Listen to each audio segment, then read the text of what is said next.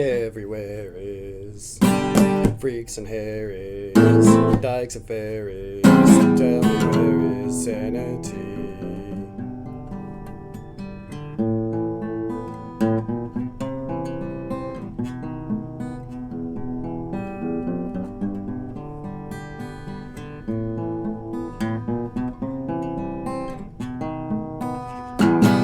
Tax the rich, feed the poor, till there are no rich no more. I'd love to change the world, but I don't know what to do. So I leave it all to you.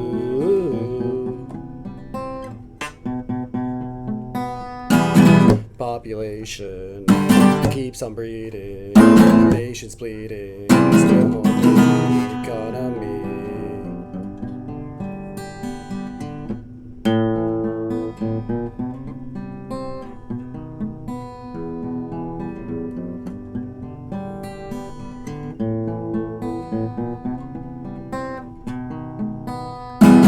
Life is funny, skies are sunny, bees make honey, monopoly. I'd love to change the world, but I don't know what to do. So I leave it all to you. World pollution, no solution, institution, retribution. By rich or poor, them us, stop the war. I'd love to change the world, but I don't know what to do. So I leave it all to you.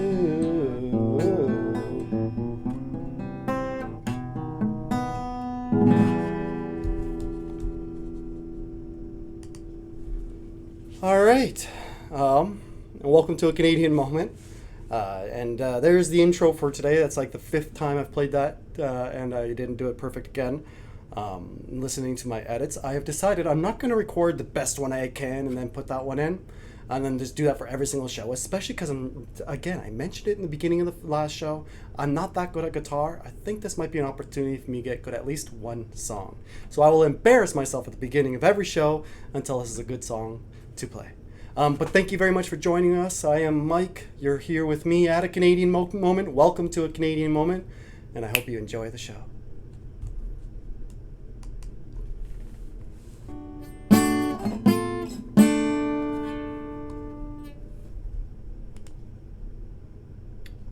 All right, and we're live, and it's me, Mike, as I said before.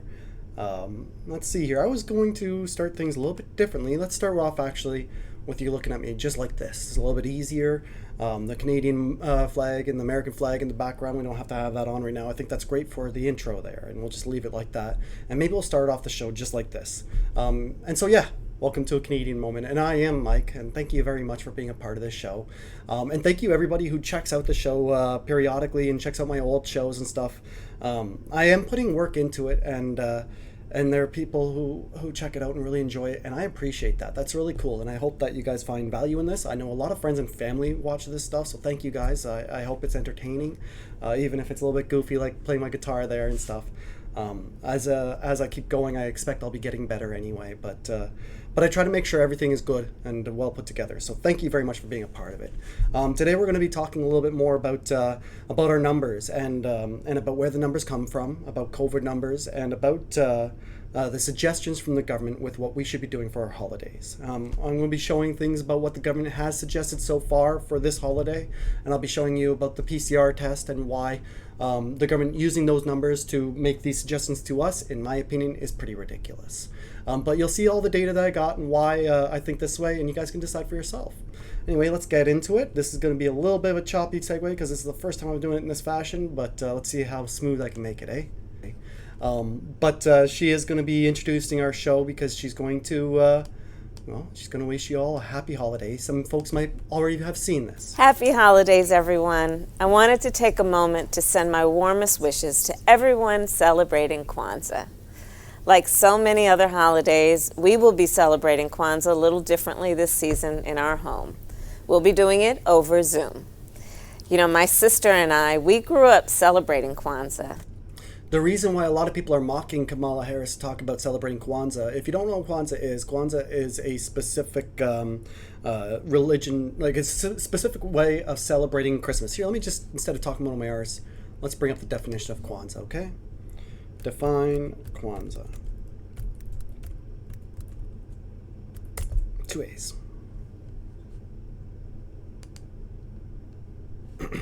So, Kwanzaa is an annual celebration of African American culture from December 26th to January 1st, culminating in a communal feast called Karamu, usually on the 6th day. It was created by activist Maulana Karenga based on African harvest festival traditions from various parts of Africa, including West and Southeast Africa. Kwanzaa was first celebrated in 1966. So it is relatively a new religion, right? And it's based on African American heritage. What's this? So this is, people are making fun of her for this because when she was a child, she didn't celebrate Kwanzaa. What she just said in that video was a lie. She's an Indian and a Jamaican. They never celebrated Kwanzaa growing up. When was Kamala Harris born? Kamala Harris born was because 1966 was the first celebration. So she was born.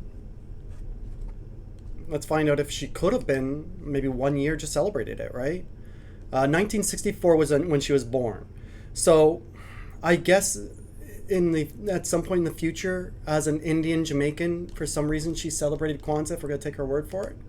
I didn't grow up with her, so I don't know. Maybe. But let's start at the beginning. She's saying that she grew up celebrating Kwanzaa as an Indian Jamaican, celebrating an African holiday. African American holiday, to be fair.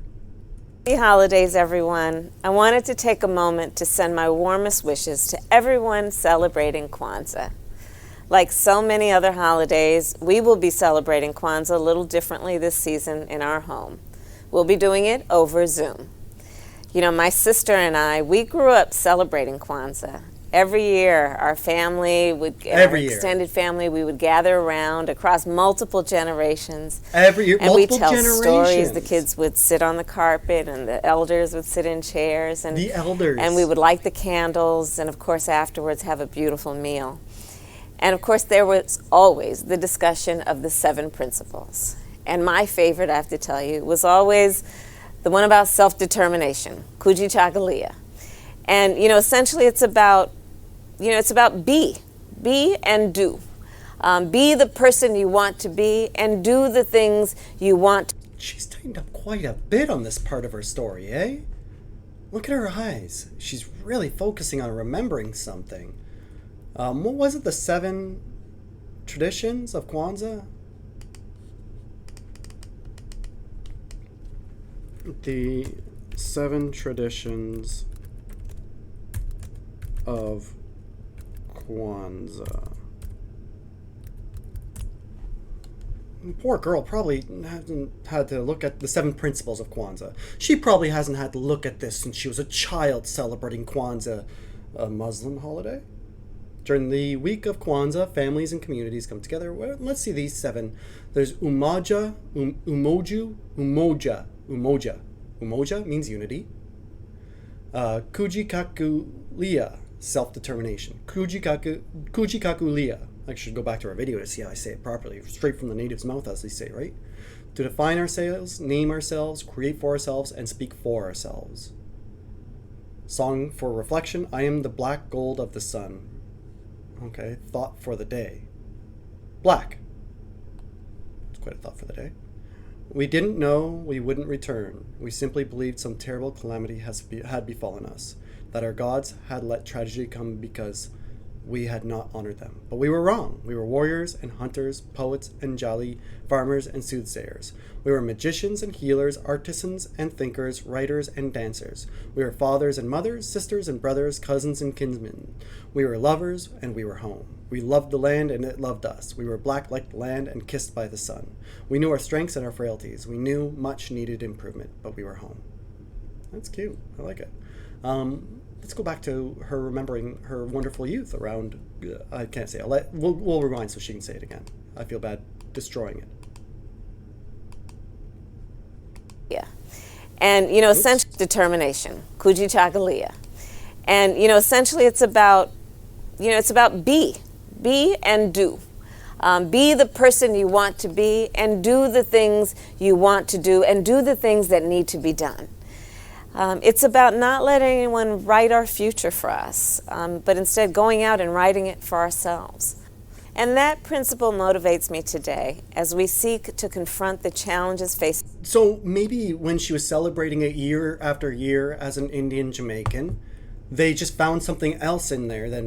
I just look how quickly I could be way wrong. I went to nmaahc.si.edu, standing for obviously education. Who the hell are these people anyway? Smithsonian National Museum of African American History and Culture? They probably have no idea what they're talking about.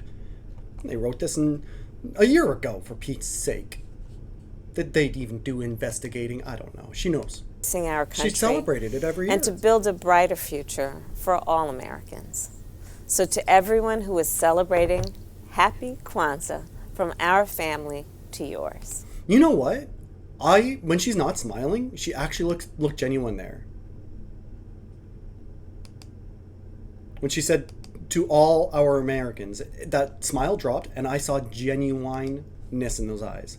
And that principle motivates me today as we seek to confront the challenges facing our country and to build a brighter future for all Americans. So I see. I think she believes that. I think that's the part she believes. Right? Look at those eyes. I think she believes that what she's doing is good for America. But then the next part is a lie. So to everyone who is celebrating, happy Kwanzaa from our family to yours. Cool. So that's Kamala Harris and the Biden-Harris transition. Interesting. What are they? Biden is transitioning to Harris? I don't understand what that means. But of course, they're not the only ones celebrating Kwanzaa. There's an actual African American celebrating it with her lesbian wife. Joyous Kwanzaa, Chicago. Amy and I wish to extend a very beautiful and prosperous Kwanzaa to all of you celebrating this season. As you light the candles and gather in unity, we hope your holiday is filled with rejoicing and happiness. The 7 principles of Kwanzaa guide us to unity and cooperation as we work to uplift and protect our neighbors. As you prepare for your Kwanzaa celebrations, I urge you to keep these values in mind, but also maintain COVID-19 safe celebrations. The COVID-19 vaccines are by far the best way to protect yourself and your loved ones from the virus. I think she needs to wear glasses. Look at their eyes. They're like this. Not her wife.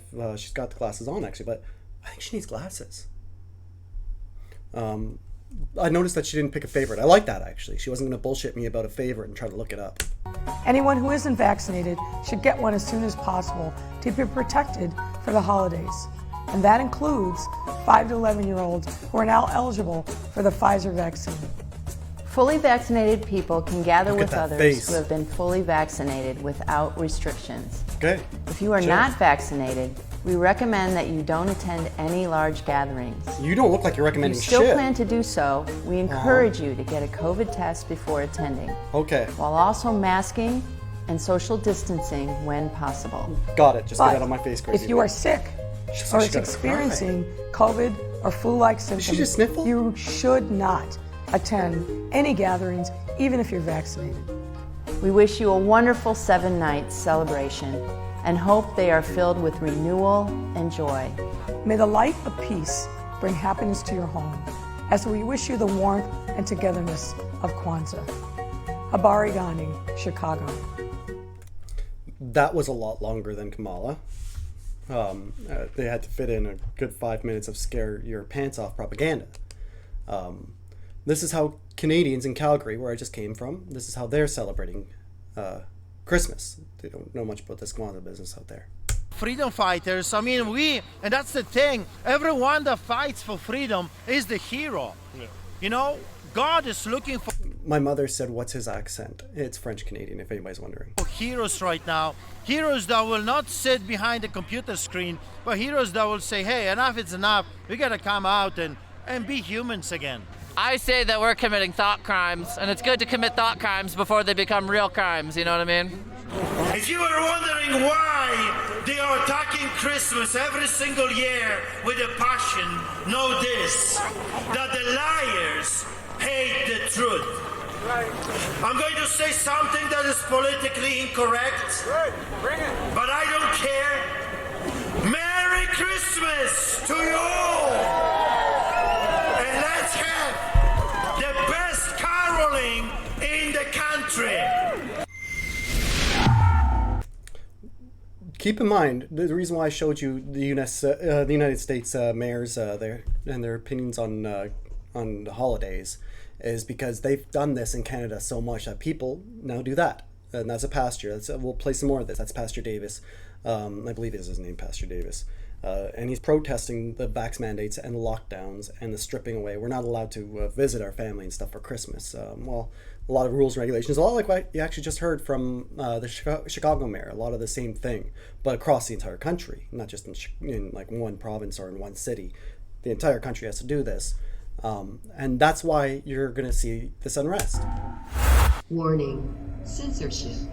Adam Sos here for Rebel News. It is Boxing Day in Calgary on this freezing cold day. With the wind, it's getting close to -40, but there's still a large crowd here. These folks are here gathering in an outdoor restaurant that everyone is welcome to attend. They are protesting vaccine Indoor restrictions restaurants. and mandates. And indoor restaurants were open with stipulations when I was leaving last month. I don't know if they've started closing them down. I imagine starting next year, you'll start seeing the restaurants being closed down again. But the only way to go into an indoor restaurant is if you had the QR code. So you actually couldn't go into a restaurant in anywhere in Canada without a vaccine. And not one, but fully vaccinated with a QR code that says so. in the spirit of Christmas, everyone is welcome. There's going to be delicious food, there's going to be friendship, there's going to be camaraderie, and we're looking forward to a wonderful day despite this biting cold. Freedom lovers, freedom fighters, lovers of Canada, lovers of God, you're welcome. You're welcome here in your own city hall, because this place, Newfoundland flag at the top there. Newfoundlander right here. the city hall does not belong to the mayor, does not belong to the councillors, it belongs to you and me. This is not their place, this is our place. Well, there's no lack of celebrities from the Freedom family here today braving the cold.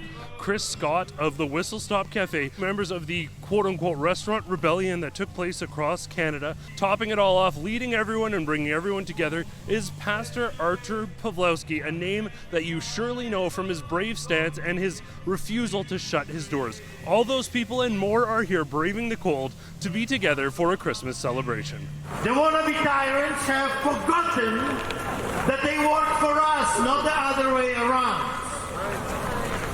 And I say to every one of you, let's use our own facility more often.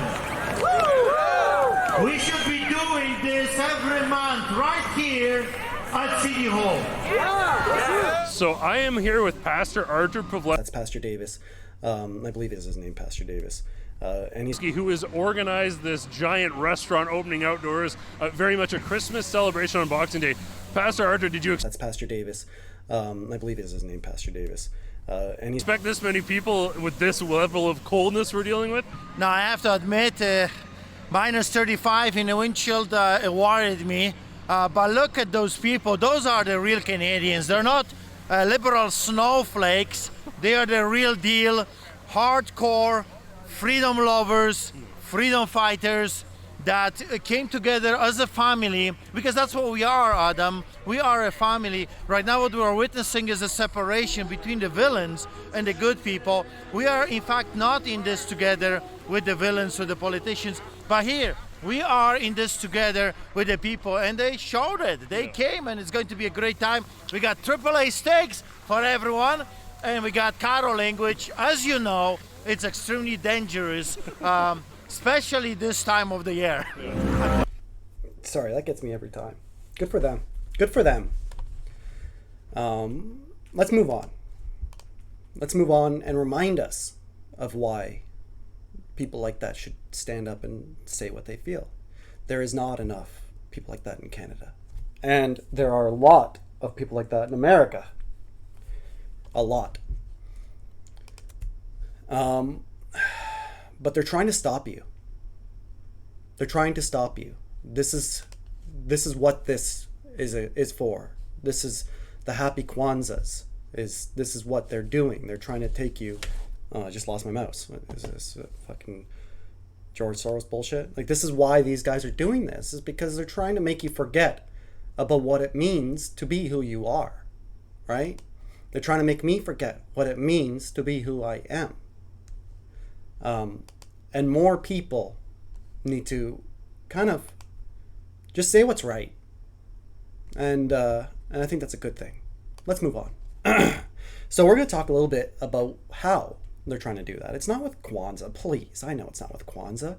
That's a novel thing. It's to help people kind of be okay with their place, with their future expectations, right? So you change the terminology, you change the things that people worship for goodness and for love and for compassion, and then you can control them a little bit more. So that's replace Christmas with Kwanzaa. It's not that big of a deal. It's like the Jewish holiday and Christmas all wrapped up in one. So that's kind of the idea of all of this. And I'm not meaning the individual. I bet in dollars of donuts. I don't know a lot about Americans, but I'm betting dollars of donuts there are a lot of African American identifying people. I know some people say, I'm an American. I don't care what color. I literally am talking about the people who identify themselves as African American. I'm sure there's lots of those in this country, and I'm sure there's lots of those who want to celebrate Kwanzaa. That's actually not what I'm talking about. I'm talking about the institutions pushing it, right? There's a lot of different, like, how long has, like, since the beginning of North America, we've had Jewish people out here. Does anybody feel oppressed with their worshiping of Jesus just because Jewish people have been a part of the entire construction of our country? No. We've never had that problem at all. We don't need the institutions forcing it down our throats. Other things are forcing down our throats, though, are obviously vaccines. That's one of the reasons why I particularly enjoyed Pastor David and what he's doing, is he set up an outdoor restaurant right in front of City Hall to say F you. Good for him, right? Because these vaccines and all this stuff, it's another way of controlling us, and I'll show you. Expert in the United States, Dr. Anthony Fauci, has warned that Christmas travel will increase the spread of the Omicron COVID-19 variant, even among those who are fully vaccinated. That guy's got the weirdest head in the world. But yeah, the Omicron. Everybody says it wrong, I hear, and I said Omicron.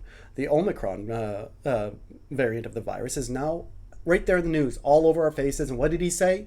With traveling for Christmas, aren't you scared? Dr. Fauci said that on current trends, the spread of Omicron could put serious stresses on US hospitals. Governments in Europe are also watching the rapid spread of Omicron and debating the introduction of further restrictions to keep infection rates low. Mark Lobel reports. Testing times in Florida for those waiting to find out if they have the virus. The southern state's Republican governor has rejected federal mask and vaccine mandates as it's... So this video came out December 20th, 2021. I'm very sure I saw this very scene on like CNN or something. This is BBC, right? That's British. I'm very sure I saw this scene, and they were talking about Florida. This entire thing was on CNN like a month and a half ago. So they're pushing old news as far as I can tell. And I've been in Florida since the end of November, and this is not something that I've witnessed myself here. I'm sure there might be parts of, like, Florida's a big place, you know, maybe there's a different county that's got nice Porsches rolling up saying that we need to get our test done really quick. Health Department reports a doubling of infections and higher hospitalization rates over the past week. It's kind of an inconvenience, but I mean, Florida's not being good about the mask mandate, so, you know, these are the consequences. It's crazy. I wish people got vaccinated. We have so many. So what is he say? What is she saying? Florida's not being good about the mask mandates. So she's saying we need more mask mandates, and because we don't, this is what we're expecting. Again, doesn't seem to be a problem that people in Florida suffer on an individual basis. This seems like something that's hyped up by the media, as far as I can tell. Many people in this country who are eligible to be vaccinated who have not yet been vaccinated, and that's going to be a real problem for stress on the hospitals. There's a surge in New York too. New reported case on a 7-day average, astounding growth. This is the area obviously of tremendous concern, but again, we have tools to fight back. Look at the sign language girl in the back. Look at her face. She looks like she farted. Again, we have tools to fight back. President Biden is set to address Americans on Tuesday to unveil new measures to defeat the growing Omicron threat. Watching closely, Israel says it's considering adding the United States to its so-called red list of high-risk destinations, effectively banning travel there. So what's the BC News saying? The BC News saying that there's so many spikes in the US because they're not taking COVID-19's Omicron variant serious, that they're now on the red list, and they're going more fear-mongering, more pushing this fear-mongering crap. Honestly, there is zero reason that we should be continuing lockdowns, but they're trying to tell you to. They're trying to say you're bad because you're not responding to Omicron with lockdowns. That's the exact thing we should be fighting against, and that's kind of why I do these videos. Germany has become... And I'll get into exactly where those numbers come from and why they're so insidious in this video. Don't worry. The latest European country to ban most travellers from Britain to try to slow the spread of the Omicron variant. From Monday, German nationals and residents will still be allowed to enter from the UK if they have a negative test and quarantine for 2 weeks, regardless of whether they have been vaccinated. As COVID surges across Europe, one of the many protests against state action to combat the pandemic took place in Greece. Here, not everyone is a believer in the power of vaccines. In a country with a shut them down. Comparably low vaccination rate and fines for over 60s who avoid the jab from next month. At this vigil in Austria, people mark over 13,400 COVID deaths there. As it's announced their lockdown... Austria, the place where they're now policing people who haven't been vaccinated and haven't had their boosters on time. They have some of the most draconian policing against the people I've ever seen. And remember, these numbers come from somebody that's not you, your mom, your dad, your friend, your sister. You don't know these people who are bringing these numbers up to you. So they bring these numbers. They say this country's full of a whole bunch of dying people. You look it up and find out everybody's pissed off because the police are just throwing them in jail for no reason. But they're using these as examples of how people should be locking down more. Down for the unvaccinated will ease for the holiday season as cases fall. But a full lockdown remains underway in the Netherlands until at least mid-January, and it's already proving tough for some. I hope that we will tackle it well, and in a month we are further when that booster campaign gets going a bit. But you sometimes miss the long-term vision that is frustrating. So what's BBC promoting with this interview? That this guy whose country is completely locked down and everybody's miserable says, I hope after the booster campaign everything can get back to normal. I thought that was what the first vaccine was supposed to solve, or the 14 days to slow the spread. We are being lied to, and this is a young man who believes those lies. And the people who are lying to you want to make sure he's on TV to tell you. You no longer plan ahead. That is annoying, I think. But planning ahead remains difficult, with studies into the severity of the new variant ongoing, and signs surges are beginning to dissipate in a few countries. The global picture remains mixed. Mark Lobel, BBC News. I wouldn't trust him as far as I could spit. What are the PCR tests anyway? This is where we're getting all our data from. This is so we're no longer talking about how many people die from COVID. Now we're talking about how many people get COVID, right? And that's all we're talking about now. We've completely left behind the death tolls. No longer part of the subject. Okay, so now all we're talking, and by the way, the death tolls, remember why we're leaving them behind? Because it turns out we couldn't use them because they completely screwed with that data. When you included everybody except for the kitchen sink in the entire details, then how are you going to use those numbers? We can't even use them anymore. All these people who died from COVID also had a whole bunch of other things like hit by a car or shot by a bullet, so that's our data. It's a mess. And so we can't even pick through it. So now we're just going to talk about how many cases there are, how many people get COVID, right? And that's all done through PCR tests, right? PCR tests, everybody's heard this by now, polymerase chain reaction tests are a fast and highly accurate way to diagnose certain infectious diseases and genetic changes. The tests work by finding the DNA or RNA of a pathogen or an abnormal cell in a sample. So DNA is a genetic material that contains instructions and information for all living things. RNA is another type of genetic material. It contains information that has been copied from DNA and is involved in making proteins. Most viruses and other pathogens contain DNA or RNA. Unlike many other tests, PCR tests can find evidence of disease in the early stages of infection. Other tests may miss early signs of disease because there aren't enough viruses, bacteria, or other pathogens in the sample, or your body hasn't had enough time to develop an antibody response. Antibodies are proteins made by your immune system to attack foreign obstacles, such as viruses and bacteria. PCR tests can detect disease when there is only a very small amount of pathogens in your body. During a PCR test, a small amount of genetic material in a sample is copied multiple times. The copying process is known as amplification. If there are pathogens in the sample, amplification will make them much easier to see. Other names are, we don't care about that. So, how are PCR tests used? Diagnose certain infectious diseases, identify a genetic change that can cause a disease, find small amounts of cancer cells that might be missed in other types of tests. How do they work? Taking a sample of blood, saliva, mucus, or tissue. The sample will contain your DNA and possibly the DNA of a pathogen or cancer cell.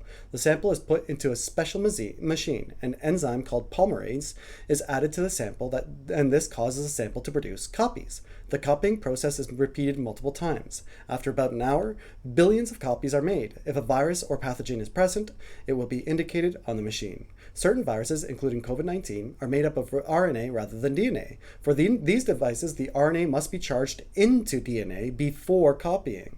So you have to change the RNA into a DNA process. This is what they call reverse transcription PCR. So this is where they say RT-PCR. Anything that involves COVID-19 tests has to have reverse transcription for it in order for it to work. So PCR and RT-PCR check for the presence of a pathogen. Another type of PCR known as quantitative PCR measures for the amount of pathogens in the sample. qPCRs can be done at the same time as PCR or RT-PCR. So what happens? So essentially, they magnify. They're talking about how this is all done. This isn't really what I needed to go into, though. It's more of a what is this, right? And this is very much based on COVID-19. It's from medlineplus.ca. .gov. So this is a government-based website to tell you what the PCR test is. I would never just go off the government's word for something like this. For you, let's go a little bit deeper. You get the results. You've tested positive. You're infected with a large amount of the virus and contagious. Your recent contacts need to quarantine, and you might need to be admitted to hospital. Right? Wrong. Well, maybe. Let me tell you why. I'll start with a story of 3 men who wanted to fly from Singapore to Bangkok. This is a true story. I remember this happening. I think it was a couple of years ago. Bangkok. These men had already been sick with COVID and recovered. Right at the beginning of COVID-19. Their return to Thailand was contingent on testing negative for the virus in Singapore. So in Singapore, they were tested and their negative results were certified by the Thai embassy. However, when they landed in Bangkok and entered quarantine and were tested again, the results were positive. This brought all kinds of speculation in the media that these men had been reinfected. Come along with me as we break down this case and understand how it underscores the need for us to change how we talk about COVID testing. I'll show you how COVID testing really works and what needs to change. He is not going to denounce the government medical information. He's going to put it in context so we understand how it's misused. Globally, we have completed more than 400 million COVID-19 tests and counting. Laboratory testing has played an important role in diagnosing the disease as well. By the way, most of these testing companies are Chinese operated, and everybody knows that if the Chinese government is involved in a business, then that business is a extension of the Chinese government. So I don't know if you like it or if you don't, but 400 million tests done on human beings whose DNA is now in research departments in China. I mean, so is my online history, but as long as I don't try to be too loud and obnoxious, then nobody will bother to look into it. I'm not saying it's bad, but I mean, well, some people might say it's bad. I look at Rittenhouse stuff in a way that people might not like. I mean, I don't know. When you're a person who's willing to look at conspiracies and ask, is this really a conspiracy? You can have people judge you in weird ways and, in my opinion, unfairly. As well as identifying individuals who are asymptomatic yet have the potential to transmit the virus. In fact, testing has become an integral part of a three-pronged strategy to reduce transmission of the virus: case identification, contact tracing, and quarantine and isolation of exposed and infected individuals. Yet, despite the broad application of this strategy, the global number of cases continues to accelerate. So are we doing something wrong? And what can we do to improve our battle against the virus? Yeah, is that Greenland up there doesn't have any cases at all? Or is that Iceland? I think Greenland's the nicer one that's underneath it. I keep pointing at my screen like that's going to help. Where's my... Here we go. This might be Iceland, and this is Greenland. I think that is Greenland. I moved to Greenland. To understand what we're doing wrong, we have to first understand how COVID testing works. Molecular tests have been the most common diagnostic tool to detect cases of COVID-19. Specifically, we're going to talk about testing using reverse transcriptase quantitative polymerase chain reaction, or just PCR testing for short. The first... And remember, that's why I went through all of this. I wanted you to understand what those terms were, to slow it down. The reverse transcription is RT-PCR. Where was I? There's a qPCR here. There it is. RT-PCR, right? Reverse transcription PCR. qPCR is quantitative, and you can do them both at the same time. So that's what he's saying. He's saying the test that we're doing for COVID-19 all together. First step is to take a swab of your nasal or throat area. That sample is sent to a laboratory where they will use the PCR technique. And they use PCR to look for specific sequences of genetic matter that are characteristic of the COVID virus. Since the bits of viral genetic matter might be tiny, PCR amplifies that genetic matter in a series of cycles. It amplifies those genetic bits over and over until there's enough to be detected. That's what they're talking about when they say that we started off testing people at 30 cycles, now we test people at 60 cycles. That's what they're talking about. If a sample has lots of virus in it, it should only take a few cycles to amplify the viral bits enough to be detected. But if a sample only has trace amounts of the virus, it will take many more cycles to amplify that small bit of virus such that it can be detected. The number of cycles it takes until a detectable amount of virus has been replicated is called a cycle threshold. Now take a look at that. They gave an example of 10 to 30 cycles. If you're doing things at 60 cycles, and they say that the existence of everything can be found in a single cell, if you zoom in far enough, that's what the cycles are doing, zooming in, right? Then it's far easier to misdiagnose somebody. Or CT. And that brings us to how we're interpreting test results wrong. Think of those two samples, one full of virus, the other with only trace amounts. In either case, the results will be returned as positive. But if you remember, the power in testing is not just knowing you're sick, but in identifying people who are infectious before they can infect others. Generally, the approach has been that if someone tests positive, then we interpret that they are actively infected and are infectious. The problem is both of these interpretations are not necessarily correct. First, testing positive doesn't mean you're still infectious. To be infectious, which means being able to make someone else sick, requires two things. First, it requires that you are shedding virus.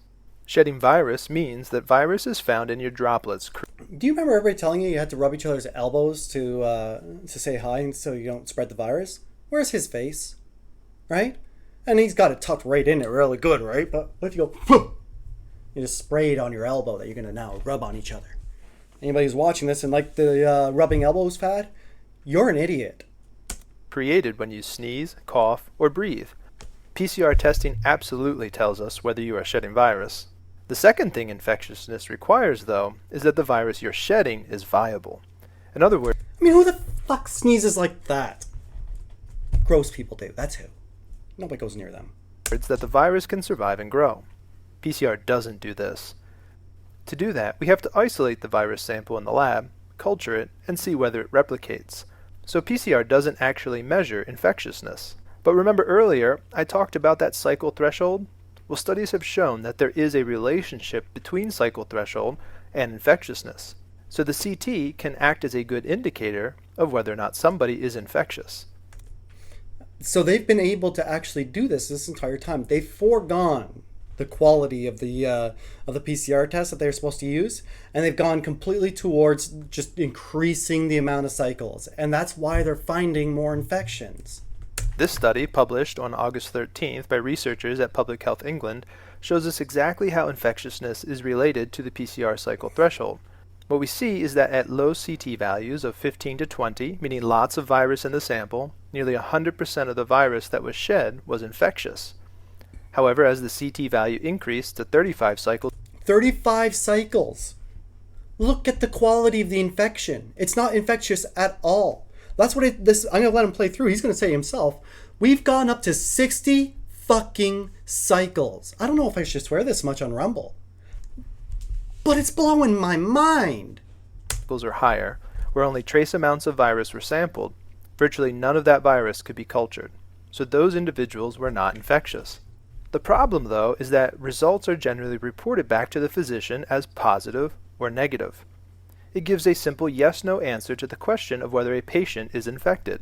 The results generally don't report the cycle threshold and therefore don't provide a measure of the viral load in the sample. Many laboratory protocols will allow up to 40 cycles or more before they cut it off and declare the test negative. The problem is that someone with a CT value of 20 and a person with a CT value of 35 are completely different in terms of infectivity. There is another way we are interpreting test results incorrectly. Testing positive doesn't mean you're even sick at all.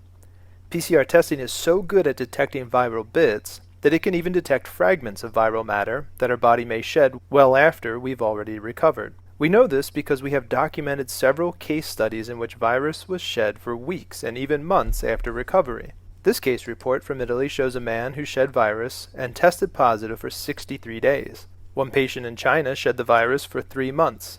In a larger study that looked at 605 individuals that tested positive in Italy, they found that positivity in swabs lasted from 14 to 63 days with a median of 30 days. Scientists believe there are 2 explanations for this long shedding time. First, the virus seems to coexist in some patients well. In other words, it has found a way to evade the immune system for prolonged periods in some individuals. They're known as long haulers. While sick, they are not likely infectious beyond the first 7 to 10 days. The other reason is that after the immune system has successfully neutralized the virus, we still shed unviable virus fragments, and these can be detected by PCR. Going back to the men traveling from Singapore to Bangkok, they tested positive, but what was their CT value? And when they were tested in Singapore, at what point did they cut off the cycles before categorizing as negative? Without this information, it's hard to know whether it's really a reinfection, as described in the media, a reactivation of the same virus, or just an artifact of the PCR test. So now, reinfection is a... Pause, damn it. So when you hear those numbers said on the news, you need to ask yourself those 3 questions, right? You need to ask, when did they do the cutoff? You need to ask, how infectious were they? You need to ask if they're able to even spread it, right? Like, a lot of this, we haven't even bothered looking into this, but we're reacting to these numbers at a ridiculous and alarming rate. I've got family who are scared to death about people going out. For God's sakes, we're scaring our own family. This is not healthy for people to be acting. I don't want to go. He's doing great stuff. If you want to check out more of that video, that's Anthony Kuster. He did a great job there. I saw the entire thing. I liked it a lot. But we don't really have time. We're over at 45 minutes. 45 minutes before editing already. So let's keep on going. Year-old Ashton took a total of 10 rapid lateral flow tests. All of them were positive. Yet 3 PCR tests came back negative. His mother, who runs a care company in Bristol, has lost trust in the testing system. Obviously, we were really vulnerable people who, if they got COVID, they would be extremely sick. that's a crazy person's eyes. I mean, I actually haven't even seen this video, so I don't really know. I was like, I'll just add this and we'll see it together and I'll just react, right? But, and as soon as, where were we, 22 seconds? I don't want to replay all this, but when I saw this, I'm like, buddy, your mom's crazy. I'm sure it's a nice family. That's a crazy person's eyes. So it's worrying knowing now that there's potentially 43,000 people that have passed it on, and obviously those numbers are just going to double. Thousands of false negatives have been traced to this laboratory in Wolverhampton. False negatives. Don't want to talk about false positives. That's not scary. It's the false negatives that are. And Jamie Dore's been wanking on about how the hospitalization rate of people who catch COVID, not the Omicron, just COVID in general, is 0.85%. And if he carries on that hard about it, nobody's fact-checked him. I mean, I haven't looked into it myself, but I'm like, is it really that low? That's crazy. So I don't know. I'll look into it myself at some point, maybe. I want to focus more on testing. Testing at Immensa Health has been suspended while it's investigated. Of the 400,000 tests processed by Immensa Health in the last 2 months, an estimated 43,000 gave a false negative between the 8th of September and the 12th of October, resulting in much lower case rates. In West Berkshire, one of the... Wow. They completely spun everything that we've been talking about into another scare tactic. That's crazy. Which news organization is this? ITV News. The areas affected, the number of positive cases dropped off significantly in the first fortnight of September. There are concerns about those tested at Newbury Showground. Test and Trace are attempting to contact several thousand who were tested here in the last 10 days and may still be infectious. The recommendation is that they should be retested. More testing is their recommendation. Okay, that's their opinion. I told you, we're running out of time. I'm not going to do the other half of that video. I don't even agree with most of it. It's very stupid as far as I can tell. No more PCR tests in 2022. New CDC laboratory alert warns Americans of major flaws. In a bombshell alert ignored. And when was this published? I brought this is from the Turbo News. I don't see a publishing date on here. 1 day ago. Oh, yesterday. In a bombshell alert ignored so far by major media, the U.S. Center for Disease Control alerted health professionals that the PCR test cannot differentiate between COVID and the flu. Therefore, it is taking back the emergency use authorization for the real-time PCR test. Quietly, without media attention, the U.S. Center of Disease Control and Prevention has withdrawn the PCR process as a valid test for detecting and identifying SARS-CoV-2. The CDC is now admitting the PCR test can't differentiate between SARS-CoV-2 and influenza viruses. After December 31st, 2021, the CDC will withdraw the request to the U.S. Food and Drug Administration for emergency use authorization of the CDC 2019 novel coronavirus real-time RT-PCR diagnostic panel. The assay first introduced in February 2020 for detection of SARS-CoV-2 only. CDC just provided advance notice for clinical laboratories to have adequate time to select and implement one of many FDA-authorized alternatives. The FDA website has a list of authorized COVID-19 diagnostic methods. For a summary of the performance of FDA-authorized molecular methods with an FDA reference panel, visit this page. So that's interesting, eh? After everybody's starts coming out from both directions, the false negatives, or from my direction, the false positives, now the CDC is saying don't use a PCR test at all. I'm wondering if this new testing method will produce more or less positive results in the general populace. I'm wondering if it's going to be a more honest test or a less honest test. I would say it'd be very hard to become less honest than what we've been doing so far. Now, what is, I think we're onto the Canada stuff here. Let me, global national, I think it's Canada.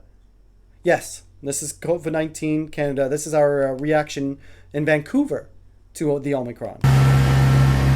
It's a rare white Christmas in Vancouver, so the area in front of a brand new COVID-19 testing center needs to be cleared. It was lined up all the way around the corner there, and they got everybody in and out in a matter of 15-20 minutes. The line starting early Christmas morning to get in for a quick test and some peace of mind. Because I have a wife. Did that dude just get closer to his mic? This is global national? What the hell is that? He must be in his bed. I've got a child at home and I just want to double check, make sure. got a bit of a tickle and a bit of a headache, body ache. Even though many we spoke with said the wait wasn't long today, BC has reached its testing capacity. Only vulnerable people and those displaying COVID symptoms will be PCR tested. Everyone else receives a rapid test. The province's top doctor noting 20,000 tests were done on December 23rd alone, just ahead of the holidays. But this is going to be a Christmas where we have control. We can do things, and part of that means sacrificing again and supporting each other to stay away if we're feeling sick at all. In the last week, Quebec, Ontario, and BC have all shattered daily COVID-19 case counts as the Omicron variant becomes the dominant strain across the country. Public health officials continue to ask Canadians to limit contacts to avoid. You guys remember COVID-19 killed the flu? I think Omicron might have killed COVID-19. Avoid overloading hospitals at the beginning of 2022. Kyle Benning, Global News, Vancouver. I swear to God, his audio is as bad as mine. This is my bedroom. I'm going to be listening through the audio while I'm editing this. I am going to be comparing the two. I'm very sure his audio is as bad as mine. And the results for the fear-mongering and the reaction from the government lead to something like this. Yeah, my 420 show that's sold out in Vancouver, I don't think that's happening. Yeah. I don't think I can even get into the country. Right. I'm not vaccinated. I'm not going to get vaccinated. I have antibodies. It doesn't make any sense. And maybe people in Vancouver would say, good riddance, we don't want you anyway, Joe, but I don't echo that sentiment. I didn't want Barack Obama, Hillary Clinton, or Greta Thunberg to come visit my country right before a month before we were doing an election and tell me who to elect. I didn't want that. But nonetheless, I didn't stand on a soapbox and say that shouldn't be allowed. We shouldn't allow them to come here unless they want to leave their opinions back in there. No, they came here and they told us who to vote for and we listened to them. Not the majority, but it was a minority government. We do things really weird in Canada. So I don't think it's a good thing that Joe Rogan doesn't come to Vancouver, especially because Joe Rogan would come to Vancouver with his own views and impressions from where he comes from, and I think that's healthy. But nonetheless, we've canceled it all because we don't approve of his vaccination status. And this is my Prime Minister of Canada who's talking about what people should be expecting for the holidays in Canada. Merry Christmas and happy holidays, Canada. 'Tis the season for traditions old and new, for connecting with loved ones near and far, and most of all, 'tis the season for hope. Now, I know it might not feel like we have a whole lot to be hopeful about. After all, 2021 was another tough year, and we're not out of the woods yet. But here's the thing. We got through it together. Over the past year, we helped our neighbors. We supported our local businesses. We stayed home, skipped celebrations, and wore masks to keep each other safe. Our kids missed sleepovers and birthday parties, and we rolled up our sleeves to get vaccinated so we could defeat this virus. A lot of that commenting about kids and all that, he didn't go through that. He made Canadians go through that. He actually took trips outside of Canada constantly. His kids lived their lives pretty normally. So that's not what him and other wealthy Canadians like him had to go through. That's what regular people had to go through. There was no we in that. And even the rolling up your sleeves, I don't know if he did it. I don't know if any of them did it. In other words, we showed up for each other. Because of that, we have one of the best vaccination rates in the world, and we created over 1 million jobs. I had to shut down my business, and we employed 15 to 20 people throughout the year. We can, and we should, take comfort in the knowledge that there is no limit to what we can achieve when we pull together. So this season, and as we come into a new year, let's keep showing up for one another. Let's encourage our friends and family to get their vaccine and booster shots. Let's follow public health measures, wear our masks, and keep our distances. Let's keep being safe and smart, and let's finish the fight against COVID-19 so we can build a better future for everyone. My friends, brighter days are ahead, and we'll reach them together. From our family to yours, Hadrian, Ella Grace, Xavier, Sophie, and I wish you joy, health, and love this holiday season and beyond. Merry Christmas, everyone. Dirty smile. What is this? Oh, I didn't mean to leave that up there. That's okay. Now is not the time. Federal government warns against traveling abroad as Omicron spreads. Health Minister Jean-Yves Duclos is asking the Canadians with plans to travel abroad to cancel their trips as highly transmissible Omicron variant spreads worldwide. To prevent travel-related infections at a time of mounting case counts, the federal government has changed its official guidance to advise Canadians to avoid all non-essential travel outside of the country for the time being. To those who are planning to travel, I say very clearly, now is not the time to travel. The rapid spread of the Omicron variant on a global scale makes us fear the worst, Duclos said. With tens of thousands of Canadians planning trips abroad over the coming weeks, the new advisory could wreak havoc on vacation plans and void some travel insurance policies. So don't leave the country, they say. Check this out. This is don't leave your homes. He's going to talk about how domestic travel is going to be limited. Prime Minister, what's your message to Canadians planning to travel domestically over the holidays? My message to Canadians, first and foremost, is I understand this sucks. Nobody wants to see Omicron arriving. No one wants to see the level of communicability we're seeing in communities, in provinces right across the country. This is not what anyone wanted for our Christmas holidays. Not much in the last year and a half has been what anybody wanted. Fortunately, we've seen what Canadians are capable of. We've seen what people are able to do to keep each other safe. And that's what we're going to stay focused on. Families, I know, will be thinking about how to keep their loved ones safe, keep themselves safe, but also how to have a bit of a moment of respite, a bit of healing, a bit of celebration at the holidays. Different provinces are bringing in different rules around what is allowed for gathering sizes and travel. The federal government regulates international travel, and we're giving people the advice that you really shouldn't travel. And anyone coming back to Canada or coming into Canada is going to face extra barriers on testing. We're going to try and test as many people as possible on arrival to try and keep case numbers down. But the reality is Omicron is here in Canada, and we have to cut down community spread.